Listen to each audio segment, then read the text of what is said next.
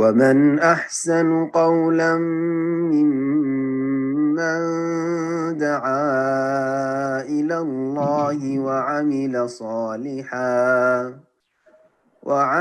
صالحا وقال إنني من المسلمين.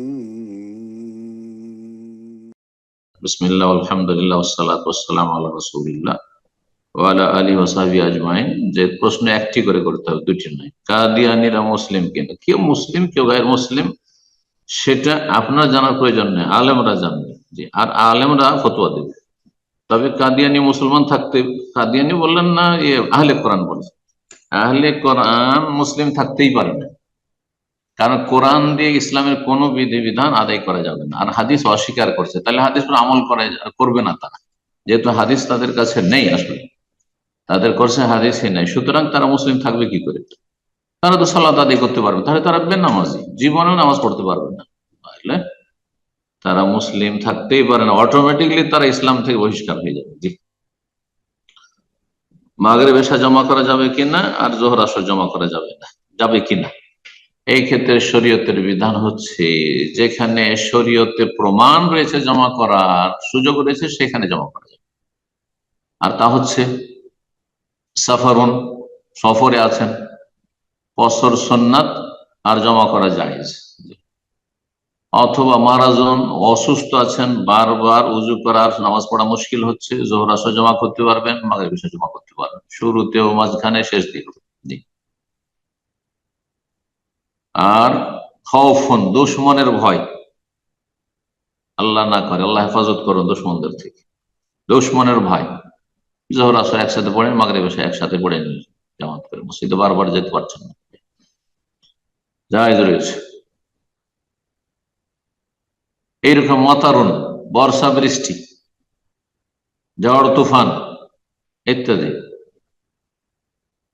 কিন্তু কাজের জন্য আপনি কাজ করছেন, সেই জন্য জমা করবে, এটা জায়েজ না। খুব ক্লান্ত আছেন, মাঝে মধ্যে কখন এরকমটা হইতে পারে, এমন যে আর উঠতে পারবো না, হয়তো এটা হয়তো দীর্ঘ অনিদ্রার পরে বা শারীরিক ভাবে খুব ভালো না ইত্যাদি, এইসব ক্ষেত্রে হইতে পারে। ইমাম আহমদ বিন হাম্বলের মজহাবে বা হাম্বলি মজহাবে সবচেয়ে বেশি এই ক্ষেত্রে ছাড় রয়েছে, সেই ক্ষেত্রে এইভাবে যখন তখন জমা করা যায় না। আর হালকা বৃষ্টি তো যায় না, এমনি ভয় আছে, এমনি নিরাপত্তা একটু কম, সেই জন্য না, বেশি ভয় থাকতে হবে, এমন ভয় যে বারবার গেলে প্রাণ নাশের ঝুঁকি আছে, মেরে দিতে পারে কেউ, ইত্যাদি ইত্যাদি। আল্লাহ হেফাজত করুন। আর কাজের ব্যস্ততার জন্য জমা করা হারাম, জায়েজ না। আসল ওয়াক্তে 5 সালাতকে 5 ওয়াক্তে পড়তে হবে, এটি হচ্ছে ফরজ। ইন্নাস সালাতা কানাত আলাল মুমিনিনা কিতাবাম মাওকুতা। এই ক্ষেত্রে সবচাইতে কঠোর ফতোয়া হচ্ছে হানাফি মাযহাবের, যে তাদের কাছে জমাই নেই, একমাত্র আরাফা মুজদালিফা ছাড়া জমাই নেই, আর তাও তারা বলছে ইমামের সাথে হইতে হবে, আর তারপরে মুকিম হয়েছে না মুসাফির হয়েছে, তাদের এসব কথা। অথচ আরাফা আর মুজদালিফায়, জোহর আসর আরাফায় আর মাগরিব এশা মুজদালিফায় নবী সাল্লাল্লাহু আলাইহি ওয়াসাল্লামের সাহাবায়ে কেরাম সকলেই, হাজী সাহেবরা যারা ছিলেন সকলেই জমা করেছেন। জি জি, বারাকাল্লাহ। আমিন, জাযাকাল্লাহ খায়ের। তো প্রশ্ন করবেন হিমেল আহমেদ, আপনি প্রশ্ন করুন। আসসালামু আলাইকুম শাইখ। ওয়ালাইকুম আসসালাম ওয়া রাহমাতুল্লাহি ওয়া বারাকাতুহু। প্রিয় শাইখ, কেমন আছেন? জি আলহামদুলিল্লাহ। বলেন, কোত্থেকে বলছেন? শাইখ, আমি বাংলাদেশ সিরাজগঞ্জ জেলা থেকে বলতেছি। মাশাআল্লাহ, বলেন প্রশ্ন। শাইখ, আমার প্রশ্নটা হচ্ছে, আমি একটা জায়গায় জিজ্ঞাসা করেছিলাম যে এরকম প্রশ্ন, যে ফেস ওয়াশ, ক্রিম এগুলা মুখে ব্যবহার করার ফলে মানে পরবর্তীতে চেহারা ফর্সা, ফেস ওয়াশ ক্রিম এগুলা ব্যবহার করার ফলে পরবর্তীতে চেহারা ফর্সা হয়ে যায়, তো এই সম্পর্কে কি আকীদা রাখবো? তারা এরকম উত্তর দিয়েছে যে মানে ওই ফেস ওয়াশ বা ক্রিমের ভিতরে আল্লাহ তাআলা হচ্ছে ফর্সা করার ক্ষমতা দিয়ে রেখেছে। তো সে থেকে আমার প্রশ্নটা আসছে যে আমরা যে ওষুধ গুলা খাই, তাই না, অসুস্থ হইলে তো ওষুধ খাবো, আমরা কেন খাবো ওষুধ, আর এই ওষুধ খাওয়া জায়েজ কিনা? আর এর সাথে এই প্রশ্নটা যে ওষুধের ভিতর কি আল্লাহ তাআলা মানে শিফা জাতীয় এরকম কোনো কিছু দিয়ে রেখেছেন, যার মানে আমরা খাওয়ার ফলে ওই ওষুধ থেকে আমরা শিফা পাই? এ সম্পর্কে কি আকীদা রাখবো, এটাই প্রশ্ন ছিল। আর শাইখ এর সাথে আরেকটি প্রশ্ন হচ্ছে, আমরা একটি প্রশ্ন, ব্যাস ব্যাস ব্যাস, এই রাস্তা বন্ধ আর না। খালাস, ওই ব্যক্তি ভুল করেছেন, আপনি ভুল করবেন না। চলেন, ঔষধে আল্লাহ রাব্বুল আলামিন এমন কোন কিছু দিয়ে রেখেছেন, হ্যাঁ, প্রত্যেক রোগের আল্লাহ শেফা ঔষধের ব্যবস্থা রেখেছেন। আলিমাহুমান আমেল আলিমাহু ওয়া জাহিলাহুমান জাহল, যে জানতে পারলো জানলো, বিশেষজ্ঞরা, আর যে জানলো না অজ্ঞ থাকলো। জি। তো আল্লাহ রাব্বুল দিয়ে রেখেছেন। সুতরাং এইসব ওষুধগুলো যে বিভিন্ন কোম্পানি তৈরি করছে, তাতে বেশ কিছু কন্টেন্ট রয়েছে, বেশ কিছু জিনিস দিয়ে তৈরি করছে। তো এই যে মহল যে জিনিসগুলি যেগুলি দিয়ে তৈরি হচ্ছে, এগুলিতে আল্লাহ রাব্বুল আলামিন সেই গুণ বা বৈশিষ্ট্য দিয়ে রেখেছেন। সেগুলি গবেষণা করে সেগুলির সমন্বয়ে তখন ওষুধ তৈরি করা হচ্ছে। হ্যাঁ, আল্লাহ এগুলোতে এগুলিকে আল্লাহ কারণ বানিয়েছেন শেফার। কিন্তু কারণ অনেক সময় আল্লাহ যদি ইচ্ছা না করেন যে শেফা হবে, রোগের আরোগ্য হবে, তো কারণটা কার্যকরী হবে না, সে মাধ্যমটি কার্যকরী হবে না। যেমন অনেকে ওষুধ ব্যবহার করছেন, সুস্থ হইলেন না, অথচ ওষুধ আপন জায়গায় ঠিক আছে। হ্যাঁ, রোগ নির্ণয় আপন জায়গায় চিকিৎসকের পক্ষ থেকে ঠিক আছে, তারপর রোগী ভালো হলো। আল্লাহ রাব্বুল আলামিন সেই ক্ষমতা এখান থেকে হ্রাস করে দিয়েছেন। আপনার সে ঔষধের প্রতিক্রিয়া হচ্ছে না বা প্রতিফলন হচ্ছে না। জি।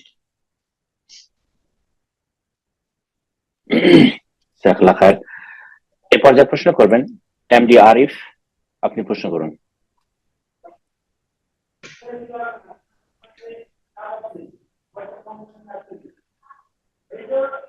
আসসালামু আলাইকুম ওয়া রাহমাতুল্লাহি ওয়া বারাকাতুহু। আসসালামু আলাইকুম ওয়া রাহমাতুল্লাহি ওয়া বারাকাতুহু। জি, সম্মানিত শেখ, কেমন আছেন? আলহামদুলিল্লাহ। বলেন, কোথা থেকে বলছেন? জি, আমি দমকল মুর্শিদাবাদ থেকে বলছি। জি, বলেন। মাশাআল্লাহ। হ্যাঁ, বর্তমানে আমি এখন কেরালায় আছি। আমার প্রশ্ন হলো যে এখানে জুমার নামাজ পড়তে একটু অসুবিধা হয়, বলতে আপনার ডেইলি জুমার নামাজ পড়া হয় না, আর বেশিরভাগই জুমার নামাজ পড়া হয় না। আর সব থেকে বড় সমস্যা যেটা হলো সেটা হলো কারণ আপনার ওই কাজের জন্য জুমার নামাজ ছাড়া কন্টিনিউ হারাম, জায়েজ, এরকম কাজ করাই জায়েজ না। যেমন সুদ ঘুষের জায়েজ না, এরকম জায়েজ না।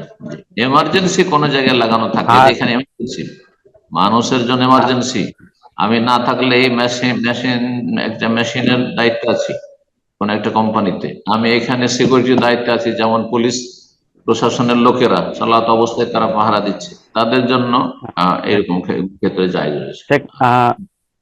আর যেটা বড় সমস্যা সেটা হলো যে এখানে জুমার নামাজ পড়তে গেলেও ভাষা বোঝা যায় না, এটা হচ্ছে সবচেয়ে বড় সমস্যা। কি আছে, ভাষা বুঝেন আর না বুঝেন, সৌদি আরবে যদি পড়েন আপনি, তো আরবিতে খুতবা হচ্ছে, বুঝেন আর না বুঝেন, তাতে কি আছে? যে আর ওই জুমার নামাজ প্রতিনিয়ত বাদ গেলে ওই যে অন্তরে মোহর লেগে দেওয়ার ব্যাপারটা আর কি। অবশ্যই এইরকম অবস্থায় যে কাজের ব্যস্ততার কারণে আপনি জুমা পড়বেন না, অথবা ঘুমিয়ে থেকে জুমা পড়বেন না, 3টি জুমা, মান তারাকা সালাসা জুমা, নবী সাল্লাল্লাহু আলাইহি ওয়াসাল্লাম বলেছেন, হ্যাঁ, কেউ যদি 3টি জুমা ছেড়ে দেয় মুতাহাওয়ানান, হ্যাঁ, অলসতা করে, অবহেলা করে, অবহেলা, গুরুত্ব নেই আপনার কাছে চাকরির গুরুত্ব বেশি, পয়সার গুরুত্ব বেশি, যে এখানে বেতনটা বেশি পাচ্ছে, আরেক জায়গায় একটু কম বেতন পাবেন কিন্তু জুমা পড়তে পারবেন, ওই কম বেতনে চাকরি করা ফরজ আপনার জন্য, কি হারাম যে পয়সার জন্য আপনি জুমা ছাড়বেন। এটি হচ্ছে তাহাওন, মানে অবহেলা করা। সালাত আপনার কাছে 2 নম্বরে, 1 নম্বরে হচ্ছে আপনার পয়সা। এরকম যদি কেউ পর পর 3টি জুমা ছেড়ে দেয়, তাহলে তাবা আল্লাহ আলা কালবিহি, তার অন্তরে আল্লাহ মোহর লাগিয়ে দেবে, তার হেদায়েত হয়তো নসিব হবে না। জি, সে হয়তো এরকম পথভ্রষ্ট হয়ে যাবে। সুতরাং সতর্ক, সাবধান। হ্যাঁ, নিরুপায় ব্যক্তি ঠিক আছে, যেমনটা বললেন এমার্জেন্সি, এখানে যদি ডিউটিতে না থাকে এই লোক, তাহলে অনেক লোকের প্রাণনাশ হইতে পারে, নিরাপত্তাহীনতা রয়েছে, ওদের নিরাপত্তার দায়িত্ব রয়েছে, সে দেখাশোনা, অথবা এমার্জেন্সি জায়গায় তার ডিউটি রয়েছে, আগুন লেগে যাবে, জি, ইত্যাদি ইত্যাদি। এমনিতে এভাবে জুমা ছাড়া যায় না। আর যেই ব্যক্তির জুমা ছুটে যাবে, সেই ব্যক্তি জোহর পড়বে, আল্লাহর কাছে তওবা করবে, যদি এইরকম হয়ে থাকে যেগুলো অতীতে হয়েছে আপনার, এর জন্য তওবা করবেন, বাকি আগামীতে দ্রুত চেষ্টা করুন এমন এমন জায়গায় চাকরি নেওয়ার বা কাজ নেওয়ার যেখানে জুমা পড়ার অবকাশ আছে। আপনি বুঝেন আর না বুঝেন, সালাদ বুঝেন না, তারপরে সালাদ ফরজ নয়? অবশ্যই, জি, সালাত আদায় করতে জাজাকাল্লাহ হবে। খায়ের। জাজাকাল্লাহ খায়ের শেখ।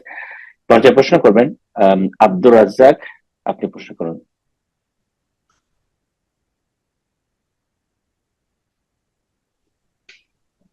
আব্দুর রাজ্জাক, আপনার ফোনটা আনমিউট করে নিন, প্রশ্ন করুন।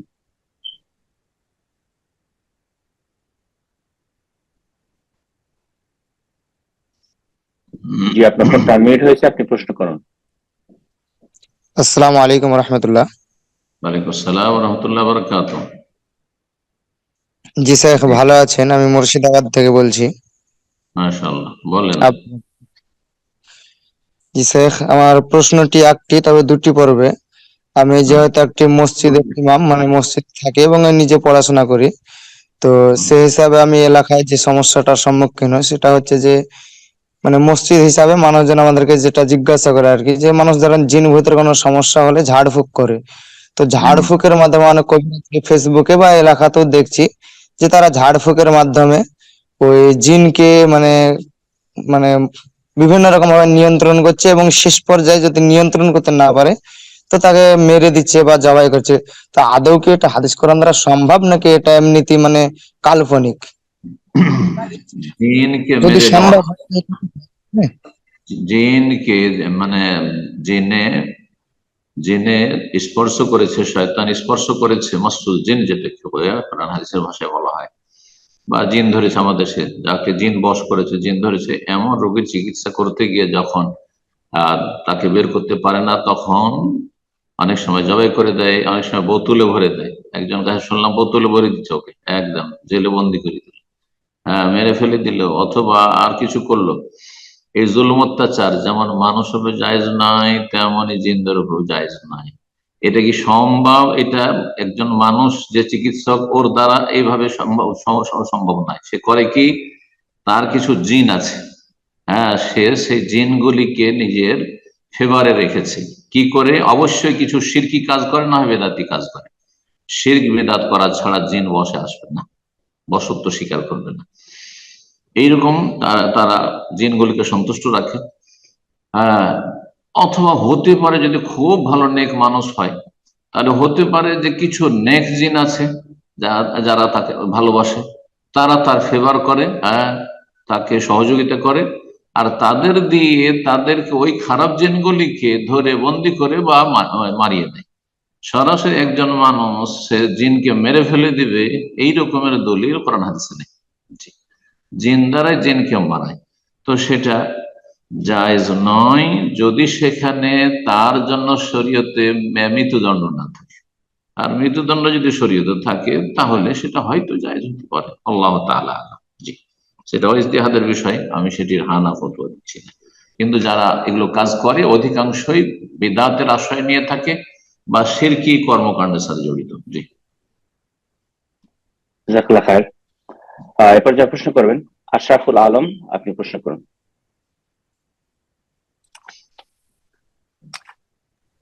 আসসালামু আলাইকুম রহমতুল্লাহ। ওয়ালাইকুম আসসালাম ওয়া রাহমাতুল্লাহি ওয়া বারাকাতুহু। সাহেব, আমি মেহেরপুর বাংলাদেশ থেকে আশরাফুল আলম বলছিলাম। জি, জোরে তো বলেন, আপনার শোনা যাচ্ছে না। আপনার আজ ওখানে বাংলাদেশে থেকে যাচ্ছে। জি সাহেব, এখন শুনতে পাচ্ছেন? না, তাও পাচ্ছি না, অর্ধেক স্যার, রাস্তায়। আপনার মাইকটা একটু ঠিক করে নিন, সাউন্ডটা ক্লিয়ার না।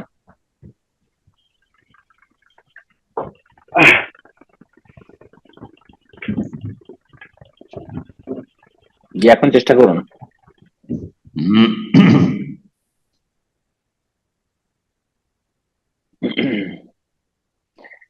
ওকে, আশরাফুল আলম, আপনার ফোনটা মিউট করেছিলেন, আবারও আনমিউট করে নিন, প্রশ্ন করুন। আশরাফুল আলম,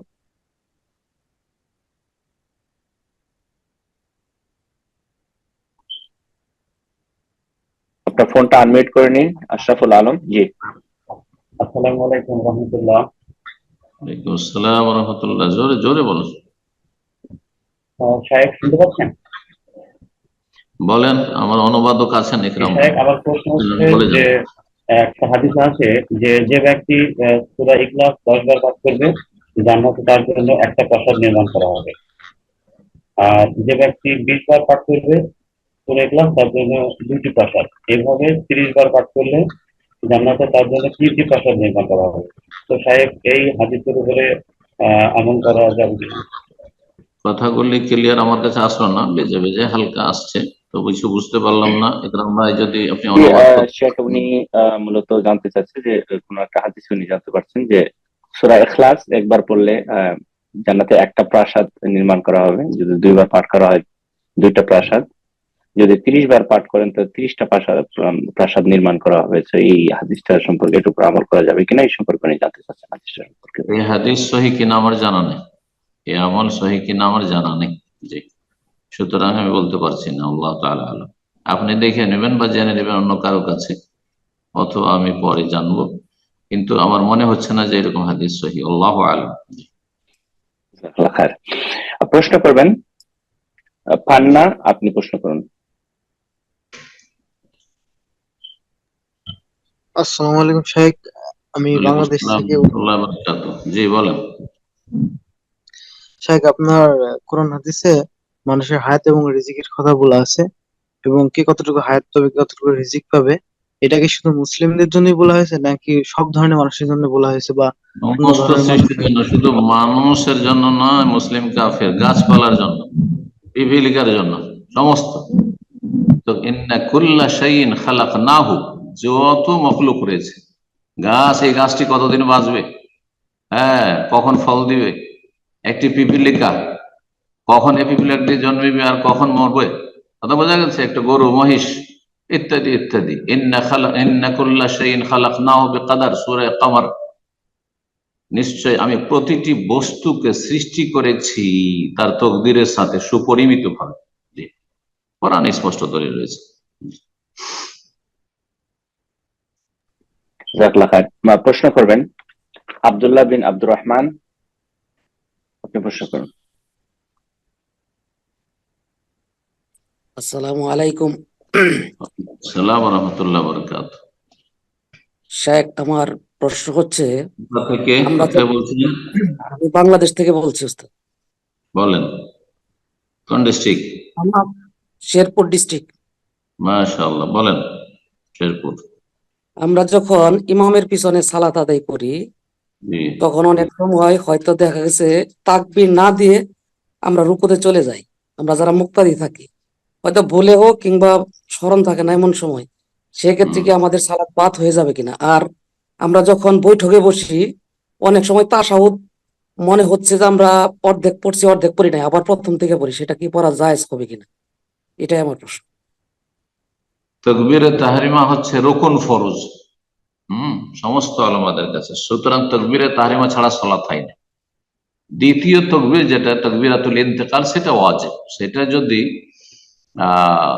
না পড়ে, বড় তকবীরটা পড়েছে, অর্থাৎ তাকবীরে, এখানে উত্তম হচ্ছে দুটো তকবীর পড়া। যখন একজন মানুষ আসলো, দেখছে সালাত শুরু হয়ে গেছে আর রুকুতে চলে গেছে, তো একটি তকবীর তাকবীরে তাহরিমা আল্লাহু আকবার, আর একটি তকবীর রুকুতে যাওয়ার জন্য, দাঁড়ানো থেকে যে রুকুতে গেছে ইমাম বা মুক্তাদিরা, তো একটা তো আল্লাহু আকবার বলেছে, এটা ওয়াজিব। সেটা ভুলে গেলে সহস্রীতে ঘাটতি পূরণ হবে, দ্বিতীয়টি। আর যদি ইচ্ছা করে ছেড়ে দেয় তো সেখানে সালাত হবে না। এখানে ছোট একটি মানে ওয়াজিবটি, আর রুকুন ফরজটি হচ্ছে বড়। সুতরাং এই বড়টা যদি আদায় করে, এই ক্ষেত্রে ওলামারা বলছেন, অর্থাৎ তকবীরে তাহরিমা একবার যদি তকবীর দেয় আর ওতে নিয়ত করে না যেটা আমি তকবীরে তাহরিমা নিয়ত করলাম, রুকুতে যাওয়ার নয়, তাহলে তার সালাত হয়ে যাবে। আর যদি মোটেই তকবীর না দেয় তো সালাত হবে না, কারণ গোটা সালাতের একটি গুরুত্বপূর্ণ ফরজ রুকুন হচ্ছে তাকবীরে তাহরিমা। জি, মিফতাহুস সালাতে তুহুর ওয়া তাহরিমুহা তাকবীর। সালাতের চাবি হচ্ছে পবিত্রতা, ওযু, গোসল ইত্যাদি যা প্রয়োজন। আর ওয়া তাহরিমুহা তাকবীর, সালাতের তাহরিমা হচ্ছে তাকবীর, আল্লাহু আকবার বলা। আল্লাহু আকবারই বলতে হবে, আল্লাহু আজিম, আল্লাহু আযম এসব কিছু চলবে না। ঠিক, সুতরাং এইভাবে সালাত হবে না, ভুলে গেলেও হবে না আর ইচ্ছা করে ছাড়লেও হবে না। আল্লাহু তাআলা আলাম। শেখ, উনি অল্প তাশাহুদের কথা জিজ্ঞাসা করেছিলেন। আত্তাহিয়াতের পর নাকি?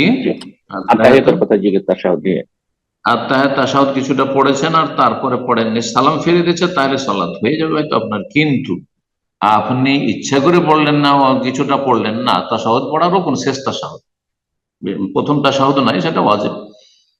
কিন্তু তারপর ইচ্ছা করে ছাড়া জায়েজ নয়। শেষ তাশাহুদ পড়া রুকুন, ফরজ, সেটাও ছুটলে সালাত হবে না। এইরকমই দুরুদ অধিকাংশ ওলামাদের কাছে ফরজ, কেউ কেউ সুন্নত বলেছেন। সালাম ফেরাও ফরজ, সালামও ফিরতে হবে। এমন নয় যে ইমাম শুধু সালাম ফিরলে আমি আসসালামু আলাইকুম রহমতুল্লাহ বললাম না, না, সালাম অবশ্যই ফিরতে হবে, একবার ফরজ কমপক্ষে। জি, আল্লাহু আ'লাম। শেখ আমাদের সম্ভবত প্রশ্ন করেছিলেন যে এটা উনি রিপিট করতে পারবে কিনা, যদি সন্দিহান হন যে পড়েছেন কিনা বা অর্ধেক পড়েছেন, ও আচ্ছা এটা আচ্ছা, রিপিট করতে তাশাহুদ পড়েছেন কিনা সন্দেহ হচ্ছে, তাহলে সন্দেহ দূর করে শয়তানের ওয়াসওয়াসা। রিপিট করতে পারবে, ইচ্ছা করে রিপিট করতে পারবেন না, কিন্তু হয়তো ভুল হয়েছে, অথবা আমি পড়তে গিয়ে অমনোযোগী হয়েছিলাম, হয়তো পড়িনি, ছুটে গেছে, আবার পড়ছি, তো জায়েজ আছে, সমস্যা নেই, সময় পেলে জায়েজ আছে। অনেক সময় এরকম বেখেয়াল হয়ে যায়। কিন্তু ইচ্ছা করে সময় পাচ্ছে আমি দুইবার করে আত্মায়াত পড়বো, দুইবার করে আল্লাহুম্মা সাল্লি আলা মুহাম্মাদ আল্লাহু বারাক, এটা করবেন না, অন্যান্য দোয়া করবেন। জাযাকাল্লাহ খায়ের। প্রশ্ন করবেন নাজবুল এস কে, আপনি প্রশ্ন করুন।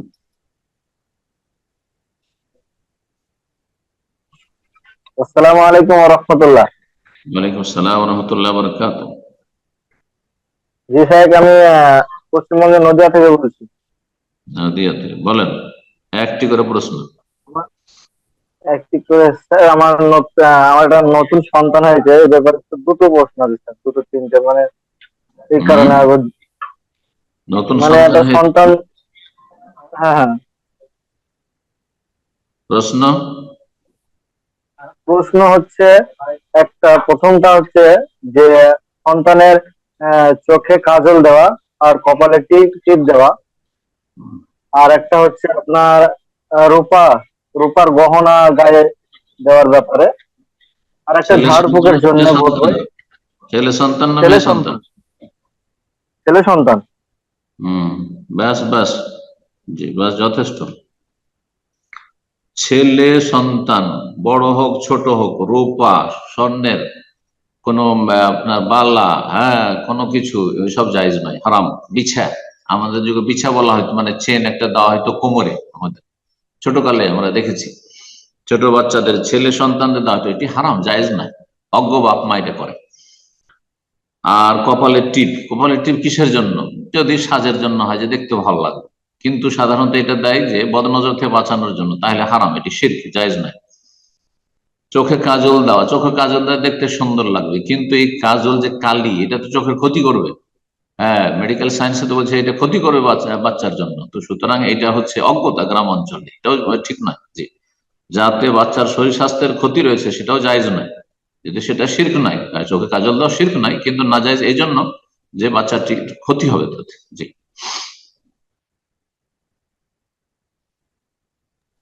জাযাকাল্লাহ খায়ের শেখ। এরপর যা প্রশ্ন করবেন ফুয়াদ, আপনি প্রশ্ন করুন। আসসালামু আলাইকুম ওয়া রাহমাতুল্লাহি ওয়া বারাকাতুহু। শেখ, ওয়ালাইকুম আসসালাম ওয়া রাহমাতুল্লাহি ওয়া বারাকাতুহু। জি, শেখ, আমি বাংলাদেশের দিনাজপুর থেকে বলছিলাম। বলেন। তো শেখ, আমার প্রশ্নটি হলো, আমরা জানি যে জামাতের সলাতের ক্ষেত্রে ইমামের দুদিকে সালাম ফিরানোর পরপরই মুক্তাদি সালাম ফিরানো শুরু করবে। তো শেখ, এখন কোন মুক্তাদি যদি মসজিদে এসে দেখেন যে ইমাম অলরেডি একদিকে সালাম ফিরিয়ে ফেলেছেন, এমত অবস্থায় মুক্তাদি কি তাকবীরাতুল ইহরাম বলার পর উক্ত ইমামের সাথে জামাতে শামিল হতে হবে? শেখ, জাযাকাল্লাহু খাইরান। ভালো প্রশ্ন, গুরুত্বপূর্ণ প্রশ্ন। যে ইমাম সাহেব ডান দিকে সালাম ফিরে দিয়েছেন, তারপরে কোনো ব্যক্তি এসে জামাতে লাগলো, এক সালাম ফিরা হয়ে গেছে, তাহলে কি সে ইমামের ইক্তেদা করতে পারবে? না, পারবে না, জায়েজ নয়, আর সালাত নেই, শেষ হয়ে গেছে। দুই দিকে সালাম ফিরানোর পরে আমরা সালাম ফিরবো, এটি হচ্ছে অধিক সতর্কতা আর উত্তম। কারণ দুই দিকে সালাম ফিরাই হচ্ছে দুটোই রুকন, ডানেও সালাম ফিরা, বামে সালাম ফিরা, দুটি হচ্ছে রুকন। এটি হচ্ছে ইমাম আহমদ বিন হাম্বলের মাযহাব। শাইখ বিন বাজ রাহিমাহুল্লাহ তার দুরুস মুহিম্মাতে এটিকেই প্রাধান্য দিয়েছেন। এজন্য আমরা সতর্কতামূলক এই ফতোয়ায় বলে থাকি যে দুই দিকে সালাম ফিরাই ফরজ। কিন্তু অধিকাংশ আইম্মায়ে কেরামদের কাছে এক সালাম ফরজ, দ্বিতীয় সালাম, বাম দিকে সালামটি সুন্নাত। কথা বোঝা গেছে? আর সালাম যখন ফিরিয়ে দিয়েছে একদিকে, সুতরাং তার ইক্তেদা করা তারপরে জায়েজ নয়। জি, সে একা পড়বে অথবা জামাত করবে, যদি অন্য লোকেরা থাকে তাদেরকে নিয়ে জামাত করবে। দ্বিতীয় জামাতে প্রথম জামাতের সওয়াব নেই নিঃসন্দেহে, বিশেষ করে অবহেলা করে, অলসতা করে যারা বিলম্বে আসছেন। জি। জাযাকাল্লাহ খাইর। প্রশ্ন করবেন আমাতুল্লাহ, আপনি প্রশ্ন করুন।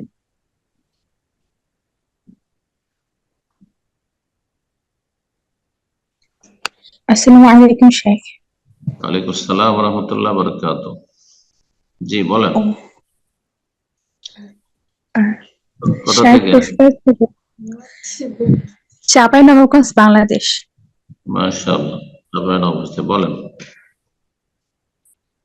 শেখ, আমরা যারা জেনারেল লাইনে পড়ি তারা হচ্ছে যে মানে কিভাবে কোনটা জাল হাদিস আমরা কেমনে বুঝবো? যেমন সহিহ বুখারী বা মুসলিম বাদে যে হাদিস গ্রন্থগুলো আছে সেখান থেকে যখন আমরা হাদিস পড়বো তখন আমরা কিভাবে বুঝবো যে এই হাদিসটা জাল বা এই হাদিসটা সহিহ? যারা হাদিসের বিশেষজ্ঞ তাদের অনুসরণ করবেন। আল্লাহ কোরআনে কারীমে ইরশাদ করেছেন সূরাতুন নাল, ফাসআলু আহলা যিকরি ইন কুনতুম লা তা'লামুন, তোমরা আহলে ইলমদেরকে, আহলু যিকর মানে আহলুল ইলম, উলামায়ে কেরামদেরকে, যারা যে সাবজেক্টের বিশেষজ্ঞ তাদেরকে জিজ্ঞেস করে নাও তোমাদের যদি জানা না থাকে। এটি শুধু শরীয়তের ক্ষেত্রে না, দুনিয়ার ক্ষেত্রেও আমাদের যদি কোনো অসুখ হয় তাহলে আমরা কিভাবে বুঝবো যে আমাকে কি অসুখ হয়েছে? তো বিশেষজ্ঞকে জিজ্ঞেস করবো। চর্মরোগ হলে তাহলে চর্মরোগের যে আপনার স্পেশালিস্ট রয়েছে তাকে জিজ্ঞেস করব। আর যদি দেখা যায় যে আমার পেটের সমস্যা, তাহলে আমি এর কাছে আপনার যাব, যে আপনার যেটাকে বলা হচ্ছে ইন্টারনেস্ট, তো তাদের কাছে যাব। এইভাবে বিশেষজ্ঞদের কাছে যাব, কমপক্ষে চিকিৎসকের কাছে যাব। আর তারপরে জানার চেষ্টা করবে যে আমার সমস্যাটা কি। তো ঠিক ওই রকমই হাদিসের বিষয় সহিহ জয়ীফ জানবেন সাধারণ মানুষ যারা হাদিসের জ্ঞানী, তাদেরকে জিজ্ঞাসা করে নেবেন তাদের জীবদ্দশায় অথবা তারা ইন্তেকাল করার পরে তাদের যে লিখনীগুলি রয়েছে বা আলোচনা সেগুলি থেকে জেনে নেবেন। যেমন আল্লাহ আলবানী রাহিমাহুল্লাহ বর্তমান যুগের মুহাদ্দিস, তিনি দুনিয়া থেকে চলে গেছে। তো তার আবু দাউদ, নাসাই, তিরমিজি, ইবনে মাজাহ, এই যে 4টি সুনানে আরবা রয়েছে, সেগুলির জয়ীফের একটা খণ্ড রয়েছে আর সহিহ খণ্ড কয়েকটা রয়েছে। আপনি ওই কিতাবগুলি সংক্ষেপে যদি পড়তে পারেন তাহলে সরাসরি জানলেন, আলবানীর অন্তমতটি জানতে পারলেন। কিন্তু যদি কোনো একটি হাদিসে ইখতিলাফ থাকে তো তাহলে ভালো আলেমের শরণাপন্ন হইতে হবে। যে অনেক সময় যেমন ফিকহি মাসলা মাসাইল ইখতিলাফ আছে, ঠিক তেমনি হাদিসটা কেউ বলেছে হাসান, কেউ বলেছে জয়ীফ, কেউ বলেছে মওযু, কেউ বলেছে মওযু না, সেটা অত্যন্ত দুর্বল, অথবা জয়ীফ বলেছে। ওলামাদেরকে জিজ্ঞেস, যে সাবজেক্টের পারদর্শী তাকে জিজ্ঞেস করে নেবেন, জাযাকাল্লাহ খাইর, বা তার কিতাব থেকে জানেন। তো আমরা পরবর্তী প্রশ্ন নিচ্ছি ইনশাআল্লাহ। পর্যায়ে প্রশ্ন করবেন মাহদি হাসান মাসুদ, আপনি প্রশ্ন করুন।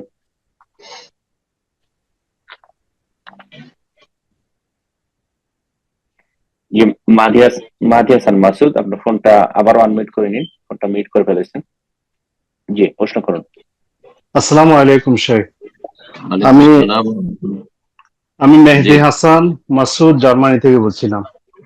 শেখ, প্রথমে আল্লাহ তাআলার কাছে অসংখ্য শুকরিয়া পালন করছি যে আপনার উসিলায় আমি হেদায়েত হয়েছি। গত প্রায় 6-7 মাস ধরে আল্লাহর রহমতে আমি নামাজ কালাম পড়ি যথেষ্ট, ইনশাল্লাহ। আমি প্রতিটা স্তর, প্রতিটা স্টেপ আমি চেষ্টা করি সহিহ ভাবে, এবং যা যা করার, যা যা শিখার, প্রতিদিন এমন কোনো দিন নেই যে আমি আপনার আলোচনা শুনি না। তো আপনাকে প্রথমে অসংখ্য ধন্যবাদ, এবং আল্লাহ তাআলা আপনাকে দীর্ঘায়ু দিক, যেন আপনার উসিলায় আমরা যারা আপনি যেভাবে বলেন বাপ দাদার ধর্মের থাকি, তারা যেন সঠিক রাস্তা খুঁজে পায়। তো আমার প্রশ্নটা ছিল নামাজ সংক্রান্ত। আমি নামাজে যখন আসি নিয়তের পর খিনজাব নামক যে শয়তানটা আছে আমাকে খুব ডিস্টার্ব করে। উত্তর থেকে দক্ষিণ মেরু পর্যন্ত, পৃথিবী থেকে শুরু করে জান্নাত জাহান্নাম সব ধরনের প্রশ্ন আমার মাথায় আনে। এখন আমি যা জানতে চাচ্ছিলাম, নামাজ অবস্থায় কি আমি বাম পাশে 3 বার থুতু নিক্ষেপ করতে পারবো কিনা, এটা কি জায়েজ নাকি এটা নামাজের আগে করতে হয়? দয়া করে আমাকে একটু জানাবেন। তো জাযাকাল্লাহু খায়রান।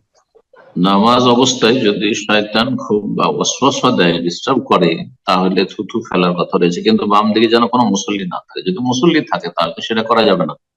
অথবা ধরেন কার্পেট, ভালো কার্পেট বিছানো আছে, তাহলে সেটা করা যাবে না। যে সেটা করা যাবে না, তাহলে তখন ইস্তেআজা করবেন শুধু।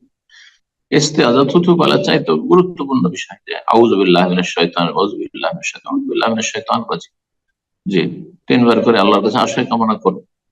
আর যদি থুতু ফেলা সম্ভব হয় তাহলে থুতু ফেলুন। জি জি। সালাতের ভিতরে, সালাতের আগে, আপনি সালাতের আগে থুতু ফেলে নেবেন না, এভাবে অস্বস্থ তৈরি হয়ে যাবে। তাই জাযাকাল্লাহু খাইর। আল্লাহ বারাকাল্লাহু কবুল ফিক। করুন। তো আজকের সর্বশেষ প্রশ্ন নেব। অনেক সময় হয়ে গেল, এর মাধ্যমে আজকের প্রোগ্রামে শেষ হবে ইনশাআল্লাহ। তো তার পূর্বে যারা অনেকেই হ্যান্ড রেজ করেছেন প্রশ্ন করার উদ্দেশ্যে, যারা প্রশ্ন করতে পারলেন না, আগামী সপ্তাহে আমাদের প্রোগ্রামের শুরুতে যুক্ত হয়ে হচ্ছে নিউ ইয়র্ক টাইম এখন 12:30-তে আমাদের জুম প্রোগ্রাম, 11:30-তে জুম ওপেন করা হয়। আপনারা শুরুতে প্রোগ্রামে যুক্ত হয়ে হ্যান্ড রেজ করবেন ইনশাআল্লাহ। আগামী সপ্তাহে আপনার প্রশ্নগুলো আমরা নেওয়ার চেষ্টা করব ইনশাআল্লাহ। তো সর্বশেষ প্রশ্ন করবেন ফাতেমা পারভিন লিজা, আপনি প্রশ্ন করুন।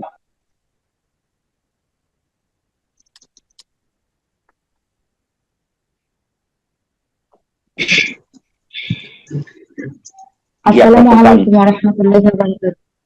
ওয়ালাইকুম আসসালাম ওয়া রাহমাতুল্লাহি ওয়া বারাকাতুহু। জি বলেন। আমি বাংলাদেশ থেকে, ঢাকা থেকে বলছি। মাশাআল্লাহ, বলেন। আমার প্রশ্ন হচ্ছিল সাহেব, যে কোনো ব্যক্তি যদি মারা যায়, তো তার ব্যবহৃত যে জামা কাপড়গুলি থাকে, তো সেগুলা কি হচ্ছে মানে রেখে দিলে কি তার কোনো গুনাহ হবে, না হচ্ছে কাউকে দিয়ে দেওয়াটাই ভালো হবে? এটা একটু জানতে চেয়েছি। যে আসসালামু কোন আলাইকুম ওয়া ব্যক্তি রাহমাতুল্লাহ। কোন ব্যক্তি যদি মারা যায়, মুসলিম রাহিমাহুল্লাহ, আল্লাহ রাব্বুল আলামিন প্রত্যেক মুসলিম রহম করুন, গুনাহ খাতা মাফ করুন, তাহলে তার যে পরিত্যক্ত বা ব্যবহৃত জামা কাপড়গুলি রয়েছে, বা অন্যান্য আরো কিছু ঘড়ি রয়েছে, এই রয়েছে, সেই রয়েছে, সেগুলির ক্ষেত্রে করণীয় কি? শরীয়তে এমন কোন দিক নির্দেশনা বা মানে জরুরি বিষয় নাই যে সেগুলি দান করেই দিতে হবে, এমনও জরুরি নয়। তবে দান করে দিলে তার জন্য সাদাকা হবে, এই জন্য ওলামারা বলেছেন যে দান করে দিবে। জি। আর তার আগে যদি ছেলে মেয়েদের প্রয়োজন, আসলে পরিত্যক্ত ধন, পরিত্যক্ত সম্পদ, মানে যেটা হচ্ছে মৃতের, তো এটাকে যেটা বলা হয় মিরাস। তো মিরাসের ক্ষেত্রে শরীয়তের যেটা আসল বিধান, আর যেটা আমাদের মানুষরা করে না, সেটা হচ্ছে যে ছেলেমেয়েরা বন্টন করে নিবে। কেউ হয়তো ঘড়ি নিল, কেউ জুব্বা নিল, কেউ পায়জামা নিল, কিন্তু এগুলো তো আজকালকার মাশাআল্লাহ সচ্ছলতা এমন হয়েছে যেগুলো করবে না, কিন্তু এমন অভাব হইতে পারে। এটাই মিরাস, এটি হচ্ছে ধন সম্পদ। হ্যাঁ, তো এই সম্পদ গুলির হকদার হচ্ছে উত্তরাধিকারীরা, ওয়ারিসিন যারা, ছেলে মেয়ে আর স্ত্রী, বাপ মা, এরকম। আর যদি না থাকে কাছের, তাহলে দূরের যারা আছে, যে ভাইরা রয়েছে, বাপ মা নেই, ছেলেও নেই, তাহলে মেয়ে যা নিল, তারপরে বাকিটা ভাইরা আছে, ইত্যাদি। এইভাবে শরীয়তের বিধান এটি কিন্তু আসল। আর যদি ব্যবহার না করে, তাহলে সেগুলি দান করে দেয় ভালো, এমনিতে সেগুলিকে সংরক্ষিত করে রাখার চাইতে। কিন্তু কেউ যদি মনে করে যে আমি এটা রাখবো স্মৃতির জন্য, আমার স্বামীর অথবা আমার ছেলের, এটা আসলে শোক অনেক সময় বাড়িয়ে দেয়। আর ইসলামের একটি বিধান হচ্ছে যে তাজাদ্দুদুল হুজুন বা তাজদিদুল হুজুন, শোকের নবায়ন করা বা শোক জাগিয়ে দেয় এমন কিছু করা আসলে ঠিক নয়। ঠিক না, ওই কাপড়টা দেখলেই হ্যাঁ শোক জেগে উঠবে, ওই দুঃখ কষ্টগুলি চলে আসবে, আবার কান্না চলে আসবে। তো অনেকেই করেন, কিন্তু ছেলে মেয়ে দূরে চলে গেছেন, তারপরে জামা কাপড় গুলি দেখলে কাঁদতে থাকে। সে মেয়ের বিয়ে দিয়ে দিয়েছে, তারপরে জামা কাপড় গুলো তার দেখে, যেগুলি সে মেয়ে ব্যবহার করতো, আর মায়েরা কান্না করতে থাকে। এগুলো আমরা জানি। আসলে শোক বাড়িয়ে দেয় বালা মুসিবতের ক্ষেত্রে এমন কিছু করা মুসলিমের জন্য শরীয়তে স্বীকৃতি দেয় না, এই জন্য এগুলো না করা উচিত। আল্লাহ তাআলা আলাম। জি। জাযাকাল্লাহু খাইর শেখ। আজকে ইনশাআল্লাহ এখানে শেষ করা যায়। জি জি দোয়া করে শেষ করে দেন ইনশাআল্লাহ। জাযাকাল্লাহু খাইর, বারাকাল্লাহু ফিকুম। জি, আল্লাহ রাব্বুল আলামিনের কাছে দোয়া করি যেসব ভাই বোনেরা আমাদের সাথে থাকলেন সরাসরি তাদের জন্য আল্লাহ রাব্বুল আলামিন তাদেরকে দিন দুনিয়া সার্বিক কল্যাণ দান করেন, উপকারী জ্ঞান দান করেন, নেক আমলের তৌফিক দান করেন, হেদায়েতের উপর সিরাতে মুস্তাকিমের উপর অবিচল রাখেন এবং সুন্নতের অনুসারী করে রাখেন। আল্লাহর বিদআত থেকে, শিরক থেকে, সমস্ত পাপাচার থেকে আল্লাহ বাঁচিয়ে রাখেন, ফিতনা ফাসাদ থেকে আল্লাহ বাঁচিয়ে রাখেন।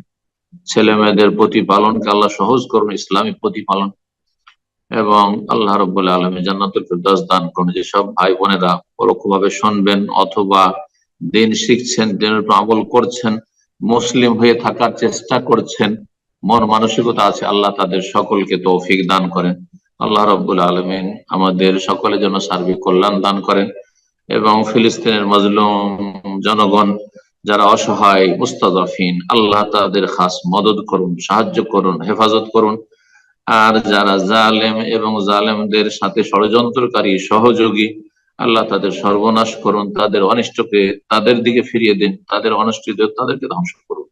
ওয়া সাল্লাল্লাহু আলা নবিয়িনা মুহাম্মদ ওয়া আলা আলিহি ওয়া সাহবিহি।